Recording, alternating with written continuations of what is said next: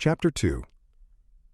Therefore, when the holy city was inhabited with all peace, and the laws as yet were very well kept, because of the godliness of Onias, the high priest, and the hatred his soul had of evil, it came to pass that even the kings themselves and the princes esteemed the place worthy of the highest honor, and glorified the temple with very great gifts.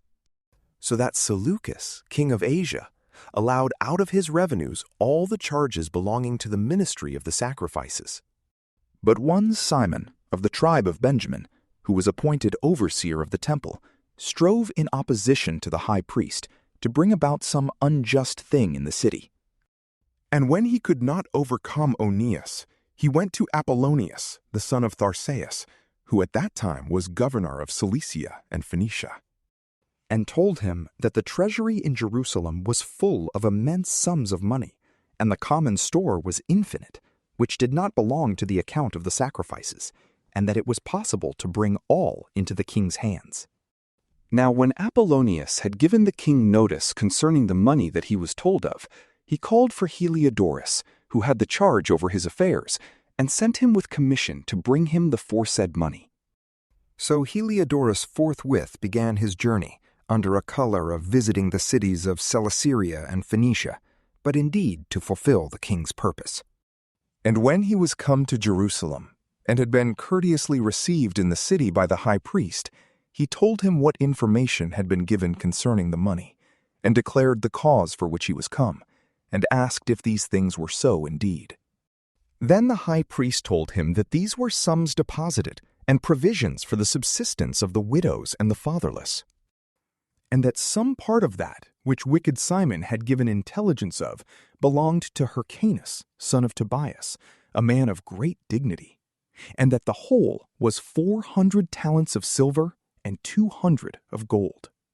But that to deceive them who had trusted to the place and temple which is honored throughout the whole world for the reverence and holiness of it, was a thing which could not by any means be done. But he, by reason of the orders he had received from the king, said that by all means the money must be carried to the king. So on the day he had appointed, Heliodorus entered in to order this matter. But there was no small terror throughout the whole city. And the priests prostrated themselves before the altar in their priests' vestments, and called upon him from heaven, who made the law concerning things given to be kept, that he would preserve them safe, for them that had deposited them. Now whosoever saw the countenance of the high priest was wounded in heart, for his face and the changing of his color declared the inward sorrow of his mind. For the man was so compassed with sadness and horror of the body, that it was manifest to them that beheld him what sorrow he had in his heart. Others also came flocking together out of their houses, praying and making public supplication, because the place was like to come into contempt. And the women, girded with haircloth about their breasts, came together in the streets, and the virgins also that were shut up came forth, some to Onias, and some to the walls, and others looked out of the windows. And all holding up their hands towards heaven made supplication. For the expectation of the mixed multitude, and of the high priest, who was in an agony, would have moved anyone to pity. And these indeed called upon Almighty God to preserve the things that had been committed to them safe and sure for those that had committed them. But Heliodorus executed that which he had resolved on, himself being present in the same place with his guard about the treasury. But the Spirit of the Almighty God gave a great evidence of his presence, so that all that had presumed to obey him, falling down by the power of God, were struck with fainting and dread. For there appeared to them a horse with a terrible rider upon him, adorned with a very rich covering, and he ran fiercely and struck Heliodorus with his forefeet, and he that sat upon him seemed to have armor of gold. Moreover, there appeared 2 other young men, beautiful and strong, bright and glorious, and in comely apparel, who stood by him on either side, and scourged him without ceasing with many stripes. And Heliodorus suddenly fell to the ground, And they took him up, covered with great darkness, and having put him into a litter, they carried him out. So he that came with many servants and all his guard into the aforesaid treasury was carried out, no one being able to help him, the manifest power of God being known. And he indeed, by the power of God, lay speechless and without all hope of recovery. But they praised the Lord, because he had glorified his place, and the temple, that a little before was full of fear and trouble, when the Almighty Lord appeared, was filled with joy and gladness.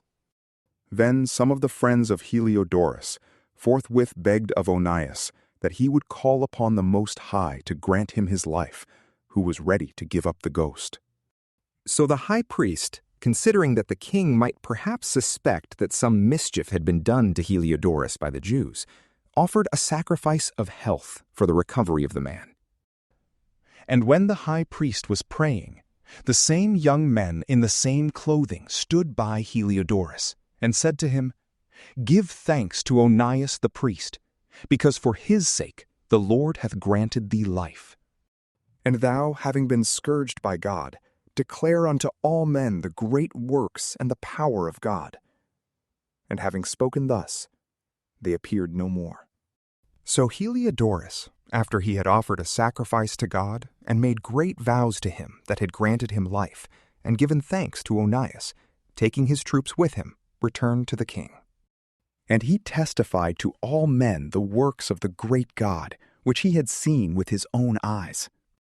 And when the king asked Heliodorus who might be a fit man to be sent yet once more to Jerusalem, he said, "If thou hast any enemy or traitor to thy kingdom, send him thither, and thou shalt receive him again scourged, if so be he escape. For there is undoubtedly in that place a certain power of God. For he that hath his dwelling in the heavens is the visitor and protector of that place, and he striketh and destroyeth them that come to do evil to it." And the things concerning Heliodorus and the keeping of the treasury fell out in this manner. From PrayLamp, peace be with you.